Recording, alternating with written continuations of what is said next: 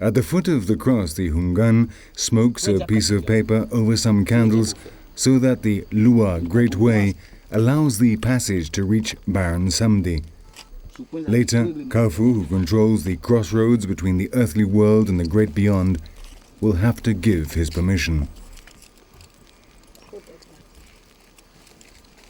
A fire is prepared with pine sticks and pieces of paper with someone's name written on it to prevent somebody leaving another person. They also use special powders made by the Hungan. In Voodoo, these powders are very important. Each Hungan has his own mixtures, which range from healing powders to zombie powder.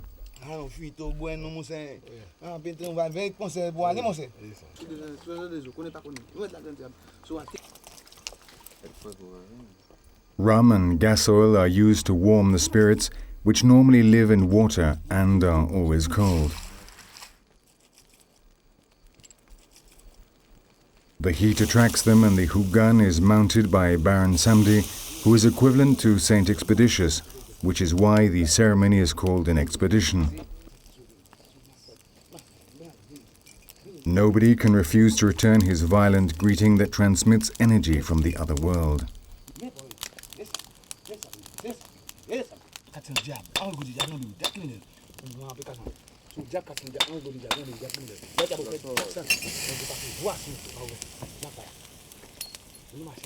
This ceremony is performed so that the Baron may deliver justice in a dispute and carry out the sentence on the guilty party. The red and black dolls represent the protagonists, men and women, of the lawsuit that is presented.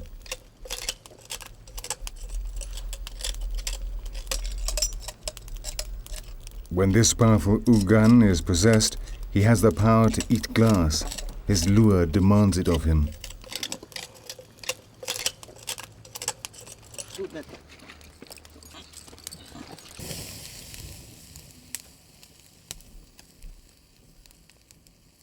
Baron Samedi reigns over all the Gede, the spirits of the dead. When he mounts someone, he acts like a joker and uses obscene language. This is the lure of sexuality, and he falls in love with women. His dance imitates the coital act, and he always smokes a lot. Once his work is finished, the Baron lies back on his tomb and prepares to leave the body that he has possessed.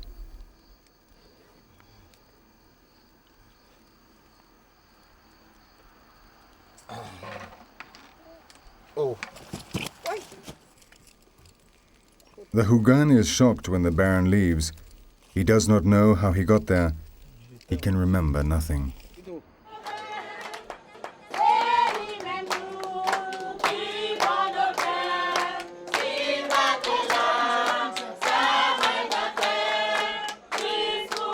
In Beret, an old lady has died and a funeral party has been announced, which will last all night. With songs, the young people trying to cheer up her son, who sits at a small table looking at photos of his dead mother.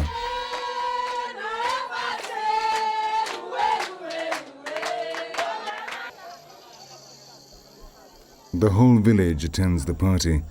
It is a social duty to attend the dead from the moment that death occurs.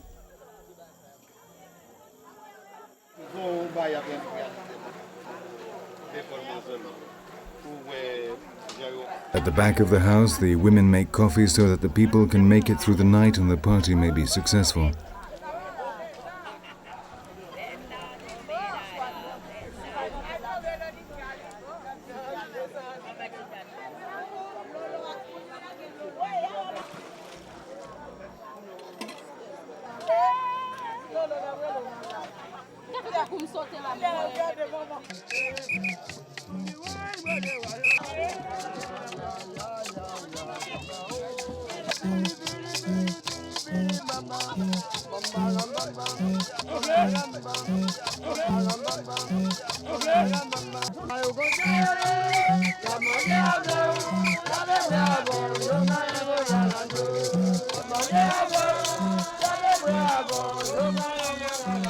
They have a totally different view of death from the Christians. The cycle is renewed and death is the end of the journey through life. Now the soul of the deceased will walk towards the past to meet up with his ancestors.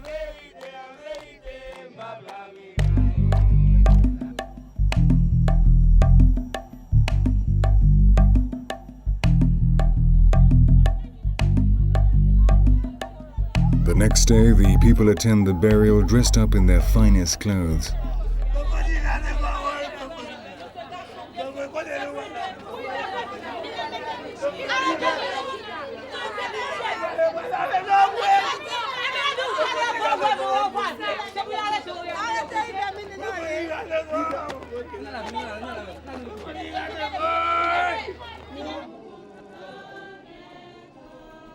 Scenes of grief continue. It is necessary to shout a lot so that the dead person knows that he is dead.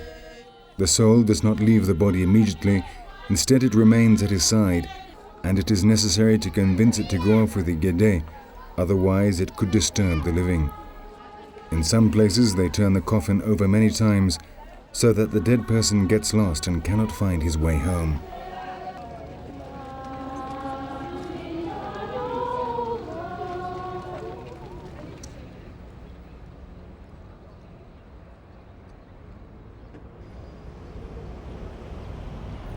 In the center of Port-au-Prince, the capital of Haiti, we find the presidential palace where the bloodthirsty dictators François Duvalier, Papa Doc and his son Baby Doc lived. Opposite the front of the palace is the statue of the slave Toussaint Louverture, who led the fight against the French. On the other side, the figure of a slave blowing a lambi, symbol of the fall of colonial power and the fight against the oppression of slavery.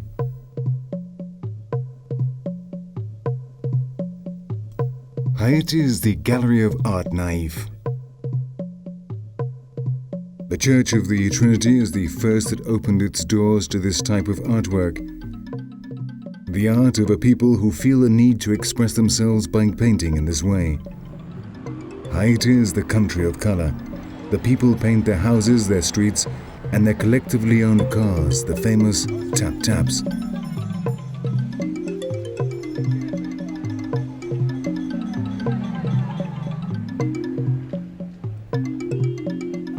The Haitian people have suffered countless attacks and their freedom has been repressed on many occasions.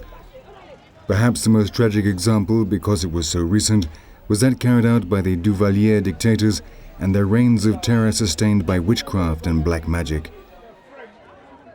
They were surrounded by their troops, the Tom-Tom Makouts, most of whom were Boko, wizards that work on the dark side of Voodoo, the Demé, which means with both hands. This practice is the opposite of Guinea, in which the Houngan only uses his right hand.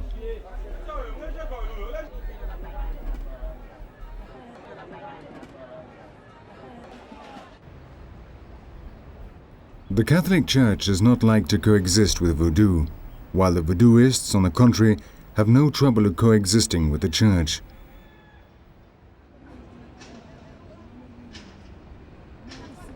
On one side of the cathedral, people can be found praying and asking for help before a figure of Christ that occupies an important place in their beliefs.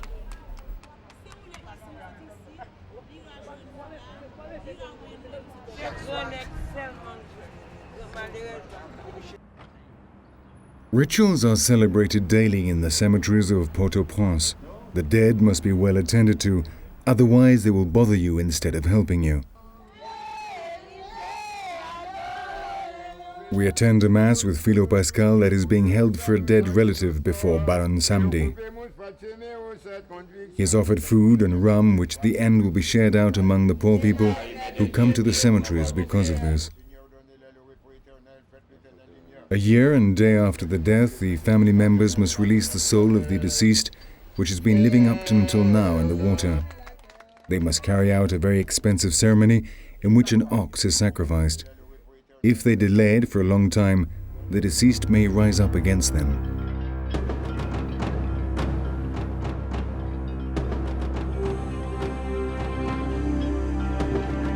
In the traditional Voodoo law, the maximum penalty is zombification and not death. The Houngans that have passed sentence will appoint an executioner who will blow the zombie powder in such a way that the criminal will inhale it without realizing it. Shortly afterwards, he will die without anyone knowing why, and he will be buried. Sometime later, he will be exhumed, an antidote will be applied, and they will steal his soul. He will obey the Hugans and will work for the rest of his life for them. In fact, they reduce him to a cataleptic state produced by tetrodotoxin, the main ingredient of the zombie powder. His brain does not receive sufficient supply of blood, which combined with the shock of being buried alive, causes irreversible damage to his mental faculties.